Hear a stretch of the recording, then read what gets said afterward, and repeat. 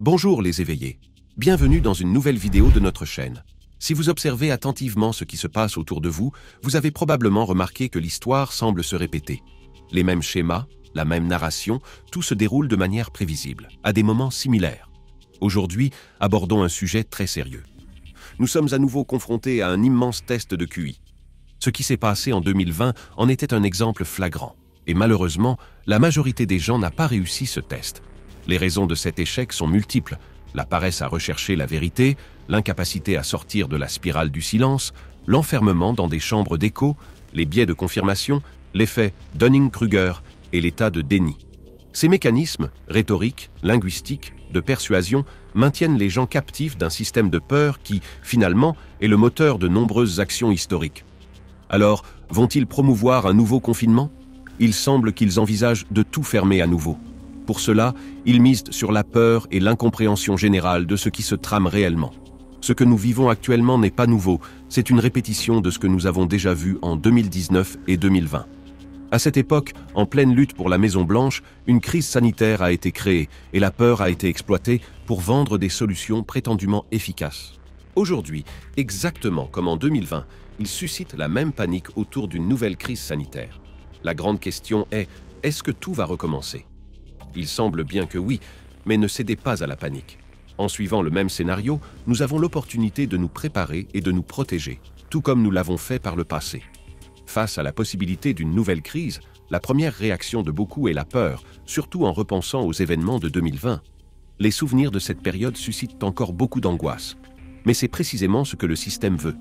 Pourtant, ceux qui connaissent la Bible savent qu'elle nous dit 365 fois, une pour chaque jour de l'année. Ne crains pas.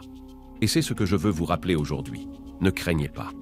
La seule chose que vous devez craindre, c'est le Seigneur, car la crainte du Seigneur est le commencement de la sagesse. C'est le message principal que je souhaite partager avec vous. Si vous cédez à la peur, vous jouez déjà le jeu du système. La Bible dit que l'amour parfait bannit la crainte. Pourquoi l'amour parfait chasse-t-il la crainte ? Parce qu'il repose sur la compréhension que Jésus, étant Dieu, a choisi par amour de se sacrifier pour nous. Il nous a montré qu'il n'y a pas de plus grand amour que de donner sa vie pour ses amis. Et c'est exactement ce que Jésus a fait. Il a donné sa vie pour nous. En comprenant cela, nous réalisons que l'amour parfait chasse toute peur, laissant place à la foi. La foi est la certitude de ce qu'on espère, la conviction de ce qu'on ne voit pas. C'est pourquoi il est si important de développer votre foi. La peur naît souvent de l'ignorance, mais la connaissance dissipe la peur. La Bible nous avertit dans Osée 4:6 « Mon peuple est détruit parce qu'il lui manque la connaissance ». Ma mission ici est de vous offrir cette connaissance, car la connaissance, c'est le pouvoir, elle libère, et surtout, la connaissance des choses de Dieu vous rend véritablement libre. Vous connaîtrez la vérité, et la vérité vous rendra libre. Et si le Fils vous affranchit, vous serez réellement libre. Le grand message d'aujourd'hui est donc clair, n'ayez pas peur. Lorsque je partage ces informations avec vous, ce n'est pas pour susciter la peur, mais pour vous inciter à la vigilance. Ils tentent de répéter ce qu'ils ont fait en 2020. Et si cela se reproduit, vous serez prêts à vous protéger comme nous l'avons fait à l'époque. Aujourd'hui, nous abordons un sujet délicat et pour cette raison, nous utiliserons des pseudonymes pour éviter les restrictions de la plateforme. Vous avez probablement déjà compris de quoi il s'agit. Nous parlons de la variole du singe et de la grippe aviaire.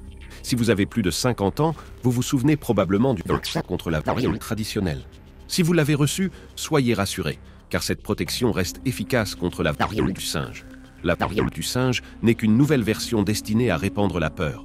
Mais je déclare, au nom de Jésus, que vous qui regardez êtes sous la protection du Très-Haut, à l'abri du Tout-Puissant. Aucune arme formée contre nous ne prospérera, car nous sommes plus que vainqueurs en Christ Jésus. La parole de Dieu nous assure qu'une malédiction sans cause ne prospère pas, et que celui qui appartient au Seigneur est intouchable par le malin. Premièrement, ne craignez pas. Deuxièmement, nous connaissons déjà leur modus operandi. Le schéma nous a été révélé depuis octobre 2019. Une fois que vous comprenez leur mode de fonctionnement, vous savez comment vous préparer. Et nous voyons exactement cela se produire en ce moment. Ce que nous allons faire aujourd'hui, c'est apporter de la connaissance pour éviter la destruction et cultiver la foi pour surmonter la peur. C'est notre objectif. N'oubliez pas de vous abonner à notre nouvelle chaîne pour accéder à des analyses approfondies sur les événements de la fin des temps liés à l'univers géopolitique. Analysons les récentes nouvelles concernant la variole du singe. Des rapports suggèrent que cette maladie, également connue sous le nom de aurait été détecté dans des échantillons d'eau usée à San Francisco, en Californie, peu après que l'Organisation mondiale de la santé l'a déclaré une urgence de santé publique mondiale. Bien que ces informations ne soient pas encore confirmées, elles indiquent une possible présence du virus dans des zones comme Oceanside et le sud-est de la ville. Les autorités sanitaires surveillent attentivement la situation et effectuent des tests supplémentaires, mais elles affirment que, pour l'instant, le danger pour le public n'est pas alarmant. Alors, que se passe-t-il réellement ici? Nous assistons à la création d'une atmosphère de peur et de désespoir, un élément clé d'une stratégie connue sous le nom de programmation prédictive. Mais qu'est-ce que cela signifie exactement? La programmation prédictive est essentiellement de la propagande en temps de crise. C'est une technique où le système, en planifiant des événements futurs, commence à diffuser des signaux anticipés pour conditionner les gens à réagir de la manière souhaitée lorsque ces événements se produisent. Nous observons un effort significatif de programmation prédictive en action, où des idées sont introduites pour façonner le comportement de la société face à des crises potentielles. C'est comme une phase de dressage, où la population est conditionnée à adopter un comportement spécifique lorsque la situation se dégrade vraiment. Ce qui se déroule sous nos yeux n'est que le début de cette programmation. Le système met en place les bases, définissant déjà comment les individus devraient réagir au fur et à mesure que les événements évoluent. Voilà, en substance, l'essence de la programmation prédictive. Pendant la crise sanitaire précédente, un phénomène similaire s'est produit. Vous vous souvenez peut-être qu'à l'époque de l'apparition du Covid-19, des rapports avaient révélé que le virus était déjà présent dans les eaux d'une grande ville européenne, bien avant que la crise mondiale ne se propage. En 2019, on avait découvert l'agent responsable du Covid-19 dans les eaux de Barcelone, bien avant que l'épidémie ne devienne un enjeu mondial. À l'époque, on minimisait la situation. Les experts en santé du monde entier affirmaient qu'il n'y avait pas lieu de s'inquiéter. Cependant, pendant que certains rassuraient, d'autres, comme nous, avertissaient. Il faut se préparer, non pas par peur, mais pour être prêt. Nous ne sommes pas ici pour semer la panique, mais nous ne fermerons pas non plus les yeux. Ignorer le problème peut avoir des conséquences graves. Alors que l'on disait de « rester tranquille », la situation ne faisait qu'empirer, comme si on laissait la crise se propager en silence. Aujourd'hui, l'histoire semble se répéter. Récemment, des traces d'une nouvelle menace ont été découvertes dans les eaux de San Francisco, en Californie. Et, encore une fois, on entend dire qu'il n'y a pas lieu de s'inquiéter. Si vous connaissez le contexte du virus, vous comprenez peut-être pourquoi cela se produit à San Francisco. Inutile de rentrer dans les détails ici, mais vous savez de quoi il s'agit. Tout commence ainsi. Nous avons trouvé quelque chose, mais ce n'est pas une raison de s'alarmer. C'était ainsi la dernière fois, et cela commence de la même manière maintenant. Il conditionne les gens à réagir d'une certaine manière. Une nouvelle information attire notre attention concernant la variole du singe et les récentes préoccupations associées à cette maladie. Un article en circulation met en lumière le fait que les plus petits sont le principal groupe à risque de ce nouveau fléau. Ce point central de l'article souligne que cette nouvelle version de la variole du singe, plus dangereuse et plus transmissible, pourrait toucher un groupe différent de personnes par rapport à la situation de 2022. Cela vous rappelle quelque chose, n'est-ce pas? Souvenons-nous de la crise sanitaire de 2020. Tout a commencé ainsi. Cette maladie affecte principalement les personnes âgées, celles de 65 ans et plus. La réaction générale a été la suivante. Si cela n'affecte que les personnes âgées, alors les adultes, les jeunes et les enfants peuvent être tranquilles. Et que s'est-il passé ensuite?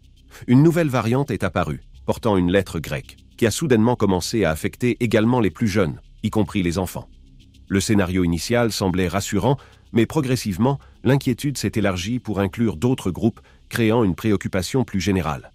Ce que nous observons ici, c'est une répétition du même schéma, une stratégie de communication qui suit les mêmes étapes, élargissant peu à peu l'inquiétude pour toucher les groupes les plus vulnérables.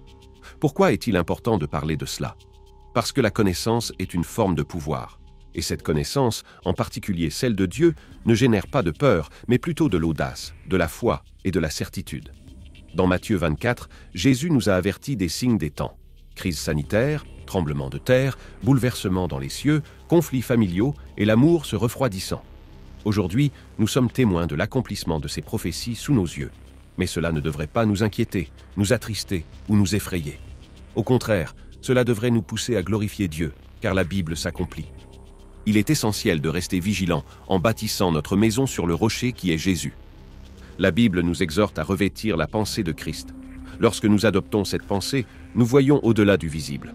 Elle nous parle également de l'épée de l'esprit, une arme spirituelle qui nous permet de faire face aux batailles de la vie, fermement ancrée sur le rocher qu'est Christ. Posséder l'épée de l'esprit, c'est comme avoir une vision qui transcende l'horizon. C'est une réalité spirituelle où l'Esprit de Dieu communique directement avec notre esprit, confirmant que nous sommes enfants de Dieu. La Bible enseigne aussi que Dieu ne fait rien sans avoir d'abord averti son peuple par ses prophètes. Par la prière et notre relation avec l'Esprit de Dieu, nous pouvons recevoir des informations et des compréhensions avant que les événements ne se produisent. Cependant, il ne suffit pas d'avoir l'information, il faut aussi la comprendre. L'épisode de Philippe et de l'eunuque dans Actes 8, 26, 35 illustre bien cela. L'eunuque lisait la Bible sans comprendre ce qu'il lisait, jusqu'à ce que Philippe, guidé par le Saint-Esprit, lui en explique le sens. Cela montre qu'il y a une différence entre information, connaissance et sagesse. L'information est une donnée brute, comme un livre que vous possédez sans l'ouvrir. La connaissance est acquise lorsque vous absorbez cette information. Mais sans application, cette connaissance ne devient pas sagesse. L'objectif de cette chaîne est de vous aider à rechercher l'information, à la transformer en connaissance et surtout à appliquer cette connaissance pour qu'elle devienne sagesse dans votre vie. C'est pourquoi nous n'avons pas besoin d'avoir peur. Ce qu'ils tentent de faire à travers les médias, c'est de répandre l'ignorance et la peur, car la peur conduit à la soumission, et la soumission facilite le contrôle. Il est essentiel de comprendre que la connaissance apporte autonomie, liberté, indépendance et autosuffisance. En revanche, l'ignorance engendre peur, domination, contrôle et dépendance. Celui qui possède la connaissance devient indépendant des hommes et dépend uniquement de Dieu. Celui qui reste dans l'ignorance vit dans la dépendance. La connaissance libère, l'ignorance emprisonne. Malheureusement, la majorité des gens dans le monde est enfermée dans l'ignorance et par conséquent dans la dépendance, marchant aveuglément vers la destruction. Cependant, sur cette chaîne, nous nous efforçons de renverser ce processus destructeur. Notre objectif est de transmettre des connaissances pour que vous puissiez vivre libre, indépendant et dépendant uniquement de Dieu. Bien que la variole du singe ait été maîtrisée après avoir circulé en 2022, une nouvelle souche a émergé dans la région centrale de l'Afrique. Cette nouvelle version semble être plus dangereuse et se propage plus facilement que la précédente. Ce que nous observons aujourd'hui n'est qu'une répétition de ce que nous avons déjà vécu. Saviez-vous que ce Covid de 2019 s'était déjà manifesté auparavant, en 2003 ? Peut-être que cela vous échappe, mais c'est la vérité. Le Covid qui a émergé en 2019 avait déjà fait surface en 2003, causant alors un problème mineur, mais rapidement maîtrisé. Le virus responsable de la crise sanitaire de 2020 s'appelle SARS-CoV-2. Si le nom du virus est SARS-CoV-2, c'est qu'il a été précédé par un SARS-CoV-1. Cette réalisation m'a poussé à étudier ce premier virus, apparu en 2003, pour comprendre son origine, son mode d'action et comment il a été maîtrisé. Cette connaissance est cruciale, car elle montre que ce que nous avons vu en 2020 n'était pas une surprise totale, mais la réapparition d'un phénomène déjà connu. Aujourd'hui, nous sommes confrontés à une nouvelle opportunité d'éviter les erreurs du passé, parce que nous assistons à des événements qui se sont déjà produits, en 2003, en 2020 et encore en 2022. Cela nous offre la chance de ne pas trébucher à nouveau sur la même peau de banane. Faites attention. Ce que nous avons vu avec l'arrivée du Covid-19 en 2019 avait déjà été précédé par un test en 2003, avec l'épidémie de SARS. Maintenant, la variole du singe, qui a commencé à attirer l'attention en 2020, refait surface. N'avons-nous pas déjà oublié que, il y a seulement 2 ans, en juin 2022, l'alerte avait été donnée concernant cette nouvelle menace ? Il y a 2 ans, un avertissement avait été lancé. La variole du singe arrive. C'était comme un second test après celui de 2020. Et maintenant, en 2024, nous faisons face à cette possibilité une fois de plus. La question reste ouverte. Cette fois-ci, cela va-t-il se concrétiser ? Nous ne le savons pas encore, mais il est clair que beaucoup s'attendent à ce que cela se produise. La raison derrière tout cela est claire, justifier le contrôle absolu sur les individus. Ce contrôle se manifeste par une surveillance constante, la connaissance détaillée de l'endroit où se trouvent les gens, de ce qu'ils achètent, de ce qu'ils font et même de ce qu'ils pensent. Tout cela sert à transformer chaque individu en un suiveur obéissant du système. L'objectif du système est simple, accroître son pouvoir et concentrer les richesses. Ce désir est ancien, car ceux qui sont au sommet ont toujours voulu plus de pouvoir et plus de richesses, tout en s'assurant que ceux qui sont à la base n'aient jamais l'opportunité de devenir de nouveaux leaders. Mais pourquoi promouvoir une nouvelle crise sanitaire ? Pourquoi tout cela continue-t-il à se produire ? La réponse reste la même, concentration du pouvoir et des richesses. Ils veulent surveiller, contrôler et savoir tout sur chacun. Où vous allez, ce que vous achetez, avec qui vous discutez, ce que vous pensez. Ces actions sont justifiées sous différents prétextes, en utilisant les crises comme outil pour atteindre leurs objectifs. C'est ainsi que le système fonctionne et c'est ainsi qu'il a toujours fonctionné. Le système cherchera toujours à manipuler et à contrôler, mais aujourd'hui, nous avons accès à une multitude d'informations qui peuvent être transformées en connaissances et en sagesse. Ces informations sont disponibles et je les partagerai de plus en plus ici, sur cette chaîne. Prenons l'exemple de 2 livres essentiels qui révèlent ce qui se prépare et les plans en cours d'élaboration. Le premier est COVID-19, The Great Reset, écrit par Klaus Schwab, le leader du Forum économique mondial. Ce livre expose clairement les intentions derrière les récentes transformations mondiales. Comprendre ce qui est écrit ici est crucial pour ne pas accepter aveuglément ce qui pourrait arriver. Ce n'est pas un livre à lire pour admirer l'auteur. Au contraire, Klaus Schwab expose ouvertement ses projets. Et connaître les intentions de votre adversaire est la première étape pour vous préparer et vous protéger. Ce livre contient tout ce que vous devez savoir, notamment des concepts tels que l'économie des parties prenantes, la 4e révolution industrielle, le nouvel accord vert, le Grand Reset, le capitalisme vert et le capitalisme social. Si ces termes vous sont étrangers, il est vital de les comprendre pour éviter d'être manipulé sans en être conscient. Pour ceux qui se demandent comment agir face à ces changements, la réponse se trouve dans ce livre. Et c'est exactement ce que je partage avec vous sur cette chaîne. Étudiez, informez-vous. C'est ce que je fais et c'est ce que j'enseigne ici. Comprendre ce qui se profile à l'horizon est le premier pas pour se préparer et ne pas être pris au dépourvu. Pour ceux qui ont déjà reçu le vaccin contre la variole d'origine, en particulier les plus âgés, la protection contre cette nouvelle variante, la variole du singe, est assurée. Vous pouvez donc être tranquille. En ce qui concerne la maladie elle-même, la transmission de personne à personne reste difficile. Le contact direct est nécessaire pour qu'il y ait contamination, ce qui signifie que le risque de transmission est faible. De plus, un traitement efficace existe. Avez-vous entendu parler du TPOXX ? Ce produit, largement utilisé aux États-Unis, a montré de très bons résultats dans la lutte contre ce virus.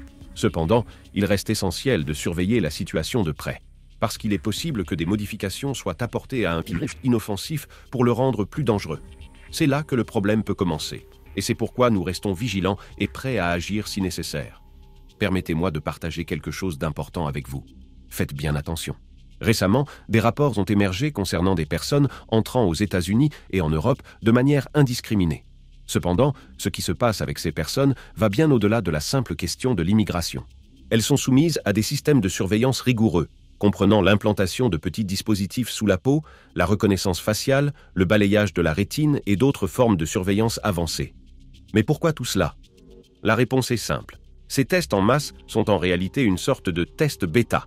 Ils utilisent ces personnes pour tester et ajuster un système qui, à l'avenir, pourrait être appliqué à grande échelle, couvrant toute la population. En résumé, ce qui est fait aujourd'hui avec les immigrants qui entrent aux États-Unis et en Europe n'est que le début. Il s'agit d'une expérience, d'une préparation pour ce qui pourrait être mis en œuvre à l'échelle mondiale. Et si je vous disais que le contrôle total n'est pas testé uniquement en Europe ou aux États-Unis ? Ils ont choisi un pays en Amérique latine pour mettre en œuvre cet agenda. Le pays choisi est l'Argentine. Ce qui est encore plus intriguant, c'est qu'ils ont placé à la tête de cet agenda un leader que beaucoup admirent, quelqu'un qui semble promettre des changements, mais qui est aligné avec Klaus Schwab, le leader du Forum économique mondial. Si vous cherchez, vous verrez que le nom de ce leader, Javier Milei, le nouveau président de l'Argentine, est répertorié sur le site du WEF comme l'un des jeunes leaders du Forum. Il est important de noter que des dirigeants comme Emmanuel Macron, président de la France, et Justin Trudeau, du Canada, font également partie de ce groupe. Ces garçons de Schwab, comme j'aime les appeler, mettent en œuvre des agendas globaux, et Milei n'est pas une exception. Il est arrivé au pouvoir en Argentine avec des applaudissements et des promesses de liberté, mais la première mesure qu'il a promue a été la mise en place de la monnaie numérique centralisée, connue sous le nom de CBDC. Bien qu'il se déclare défenseur de la liberté, Milei promeut une initiative qui va exactement dans la direction opposée. Ce mouvement fait partie d'une agenda plus large et nous devons rester attentifs à ce qui se passe. Le contrôle total est testé en Argentine et nous ne pouvons pas permettre que cela se propage. Récemment, une nouvelle inquiétante en provenance d'Argentine a attiré notre attention et est liée à une série d'événements mondiaux. Lorsque nous commençons à percevoir la possibilité d'une nouvelle crise sanitaire, cela signifie inévitablement plus de contrôle, plus de surveillance et plus de restrictions. Et les informations qui nous parviennent sont pour le moins alarmantes. En Argentine, un projet qui rappelle le scénario de Minority Report est en phase de test. Ils expérimentent l'utilisation de l'intelligence artificielle pour prédire les crimes futurs et ainsi appréhender les délinquants potentiels avant même qu'un délit soit commis. En d'autres termes, ils appliquent déjà un modèle de contrôle social avancé, où tout le monde peut être surveillé et, si nécessaire, contrôlé. Lorsque Javier Milei a pris le pouvoir, l'une de ses premières actions a été de se rendre en Californie, où il a rencontré des figures importantes de la Silicon Valley, dont Sam Altman, PDG de OpenAI. Altman, qui a déjà été associé à la possible substitution massive d'emplois par l'automatisation, a également fondé la WorldCoin, une entreprise qui promet de distribuer de l'argent gratuitement à tous, à une condition. Les gens devront scanner leur rétine pour obtenir une identité mondiale, la World ID. Cette identité mondiale serait essentielle pour que les gens puissent recevoir l'UBI, c'est-à-dire le revenu de base universel. L'idée est simple. Dans une nouvelle crise sanitaire, avec la perte massive d'emplois et l'effondrement des entreprises, la solution proposée serait un revenu de base universel, mais avec un prix, votre liberté. Recevez un revenu de base universel, mais seulement si vous scannez votre œil. Et bien sûr, nous vous donnerons cet argent uniquement si vous vous comportez exactement comme nous le souhaitons. Nous voyons cette stratégie se dérouler sous nos yeux. Mais ceux qui connaissent l'histoire, ceux qui étudient le passé, savent que ces erreurs ne doivent pas être répétées. Comme le dit la Bible dans Osée 4:6, « Mon peuple périt par manque de connaissance. » Et Jésus nous a enseigné, « Vous errez, ne connaissant pas les Écritures, ni la puissance de Dieu. » C'est pourquoi je suis ici, attentif à tout, remplissant le but que Dieu m'a donné. Vous apporter l'autre côté de l'information, parler de ce qui est à venir et vous aider à vous préparer pour ce qui nous attend. C'est notre engagement. Dès le début de son mandat, Javier Milei s'est rendu dans la Silicon Valley, le centre où les big tech dominent le monde. Et que s'est-il passé là-bas? Il a apporté en Argentine la monnaie WorldCoin, avec l'intention de scanner les yeux de tous les Argentins. L'Argentine traversait une crise profonde, avec la moitié de la population en situation de pauvreté. Et qu'ont-ils fait face à cela? Ils ont profité de la vulnérabilité de ces personnes et ont proposé « Ne voulez-vous pas vendre votre rétine? En échange, nous vous offrons une petite allocation. » Cette stratégie n'est pas nouvelle. Nous l'avons déjà vu se répéter dans plusieurs pays à travers le monde, en particulier dans les moins développés. Nous ne pouvons pas être ignorants à ce sujet. Pendant la crise sanitaire mondiale, quelque chose de similaire s'est produit. Nous avons découvert que des millions de personnes, jusqu'alors invisibles, n'avaient ni identité, ni justificatif de domicile, ni compte bancaire. Et que s'est-il passé? On a enregistré ces personnes, on les a bancarisées et on leur a offert une aide d'urgence. Et tout cela a été rendu possible grâce à un prototype de monnaie numérique. Ce que nous voyons aujourd'hui dans le monde, cette possibilité d'une nouvelle crise sanitaire, la mise en place d'une monnaie numérique pour garantir un revenu de base universel pour tous, n'est pas nouveau. J'ai déjà vu cela se produire auparavant. Et c'est pourquoi nous sommes ici, pour nous assurer que nous ne tombons pas dans le même piège. La technologie est utilisée en Argentine pour un contrôle de plus en plus totalitaire. Les Argentins, malheureusement, sont devenus les prototypes d'un projet sinistre. L'Argentine fait un pas en avant pour utiliser l'intelligence artificielle comme allié dans la lutte contre les délits. Cette initiative, qui à première vue peut sembler innovante, a suscité un débat crucial sur les implications pour les droits des citoyens. Cela nous ramène directement à ce que nous avons vu dans le film Minority Report, où la prévision des crimes avant même qu'ils ne soient commis devient une réalité effrayante. Imaginez maintenant ce qui pourrait se passer si nous faisions face à une nouvelle crise sanitaire. Que feront les autorités? Elles mettront en œuvre ce type de contrôle total. C'est précisément cela que nous devons craindre. La mise en place d'un système de surveillance et de contrôle qui peut être justifié par n'importe quelle nouvelle crise. Le danger auquel nous faisons face aujourd'hui est directement lié au système de paiement instantané centralisé par les banques centrales. Il est donc essentiel de comprendre ce qui se trame en coulisses au sein de ces grandes institutions. Dans ce contexte, je souhaite recommander un ouvrage fondamental pour saisir les enjeux actuels. Le livre « La tyrannie des Big Tech », écrit par le sénateur américain Josh Hawley, le plus jeune de l'histoire des États-Unis, est une lecture indispensable. Connu pour être l'un des critiques les plus virulents de Mark Zuckerberg et de Meta, Hawley dévoile en détail ce qui se cache réellement derrière ces géants de la technologie et leurs véritables objectifs. Ce livre est révélateur, car il met en lumière comment ces entreprises façonnent l'avenir de manière souvent insoupçonnée. Il est crucial de comprendre que si nous ne connaissons pas l'histoire, nous sommes condamnés à répéter les mêmes erreurs. Hawley fait une comparaison percutante entre les magnats des big tech d'aujourd'hui et les barons du pétrole qui dominaient autrefois les États-Unis. La similitude est frappante et cette prise de conscience est d'une importance capitale. Ainsi, si vous souhaitez vraiment comprendre les enjeux en cours, je vous recommande vivement de lire « La tyrannie des big tech ». Cet ouvrage mérite pleinement votre attention et peut véritablement vous ouvrir les yeux sur les forces qui façonnent notre monde. Beaucoup se demandent, est-ce que cela va se produire cette année? Je comprends la peur, surtout pour ceux qui ont de jeunes enfants. Mais avant tout, il est important de rester calme. La première chose à faire est de rester en communion avec Dieu. La deuxième est de suivre attentivement ce qui se passe autour de vous. Que nous enseigne la Bible? Veillez et priez sans cesse. Nous devons rester vigilants. Vous pourriez penser, Je n'arrive pas à suivre tout ce qui se passe chaque jour. c'est là qu'intervient ma chaîne. Ici, sur Éveil Global, je vous apporte les informations les plus pertinentes sur les événements mondiaux. Mais il ne suffit pas de savoir où trouver l'information. Il est essentiel de regarder les vidéos avec attention, car c'est ainsi que l'information devient connaissance. Et pour que cette connaissance se transforme en sagesse, il faut agir en fonction de ce que vous apprenez ici. Restez donc tranquille. Continuez à suivre et surtout, mettez en pratique ce que vous découvrez ici. C'est essentiel pour être préparé à ce qui pourrait arriver. Nous devons aller plus loin. Ce que nous voyons actuellement, avec la possibilité d'une nouvelle crise sanitaire, dépasse la simple programmation prédictive. Il s'agit d'une question spirituelle. La programmation prédictive, en termes d'ingénierie sociale et d'opérations psychologiques, prépare les gens à réagir de manière contrôlée face à des événements futurs. Aujourd'hui, on cultive la peur d'une nouvelle crise sanitaire, dictant comment les masses doivent se comporter, rester chez elles, consommer les produits prescrits et accepter la surveillance de tous les aspects de leur vie. Cependant, cela va bien au-delà des apparences. L'élite mondiale, qui contrôle les États-Unis, l'Europe et l'Asie, est formée dans des cercles ésotériques, où elle reçoit une vision mystique du monde et croit accomplir des ordres issus du monde spirituel. Cela peut sembler incroyable, mais c'est bien réel. Prenez la société secrète Skull and Bones, active à l'université de Yale. De nombreux présidents américains, dont George W. Bush et John Kerry, ont été initiés dans cette société, où ils ont acquis des connaissances ésotériques. Ce que nous observons aujourd'hui, cet effort mondial de programmation prédictive et d'ingénierie sociale, est reconnu dans le monde spirituel sous le nom d'égrégore ou de forme pensée. Sans comprendre cette dimension spirituelle de la géopolitique, il est impossible de saisir pleinement ce qui se passe. Même lors de la Seconde Guerre mondiale, l'influence des agendas ésotériques était présente. Par exemple, suivait un agenda mystique, comme l'a détaillé Kirkpatrick dans son livre « Les reliques sacrées du moustachu ».